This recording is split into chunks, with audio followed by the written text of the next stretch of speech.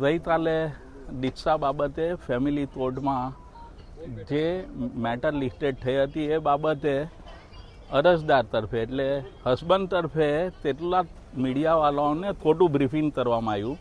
તે નામદાર કોર્ટ દ્વારા દીક્ષા ઉપર મનાઈ ફરમાવવાનો હુકમ કરવામાં આવ્યો છે.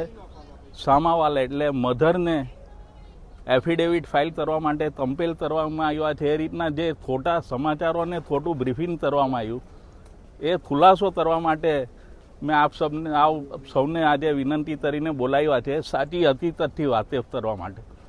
સાચી હકીકત એવી બની છે, અમને નોટિસ બાજી અમે કાલે 11:15 વાગે નામદાર કોર્ટ રૂબરૂ અમારી સ્વૈચ્છિત એફિડેવિટ લઈને હાજર થયા છે. એફિડેવિટ પર અમે એવું ડિક્લેર કર્યું છે કે અમે આવ્યો કોઈ દીક્ષાનો કાર્યક્રમ કરનાર નથી અને તમામ કાર્યક્રમો અમે મોકૂફ રાખેલા છે.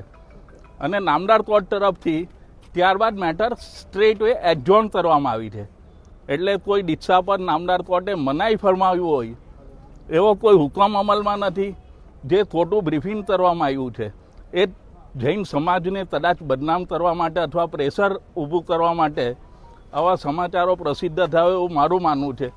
તો પબ્લિકના હિતમાં અને નામદાર કોર્ટના હુકમ બાબતે કોઈ ધેર સમજ ના થાય એ ખુલાસો કરવા માટે મેં આજે આપ સૌને વિનંતી કરીને બોલાવ્યા છે. માતાએ એફિડેવિટ કરી છે દીક્ષા મામલે, શું કોર્ટમાં શું અરજી કરી છે?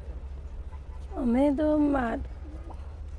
શું એફિડેવિટ કરી છે? હવે દીકરીને દીક્ષા અપાવવાના છે નથી અપાવવાના? ના, હમણાં તો માતા પિતાની જ્યાં સુધી મરજી ના હોય ત્યાં સુધી મારે થતું જ નથી કરવાનું. પિતાની સંમતિ આવશે ત્યારે જ કરશું. હમણાં કાર્યક્રમ મોકૂફ રાખેલો છે. પણ વાત એવી હતી પિતાની સંમતિ વગર તમે દીક્ષા અપાવવાના હતા? ના, એવું કંઈ હતું જ નહીં ને. બધું આવેલા છે, સાથે જ હતા અમે, સાથે જ બધું કર્યું છે. પછી તો મને જ કંઈ ખબર નથી કેમ એમને એવું કર્યું, એવું પગલું ઉઠાવ્યું, મને જ કંઈ ખબર નથી પડતી. પણ હવે ક્યાં સુધી દીક્ષા મોકૂફ રાખશો? હવે પિતાની સંમતિ નહીં હશે ત્યાં સુધી મારે મોકૂફ જ છે. મારે કંઈ કરવાનું થતું જ નથી.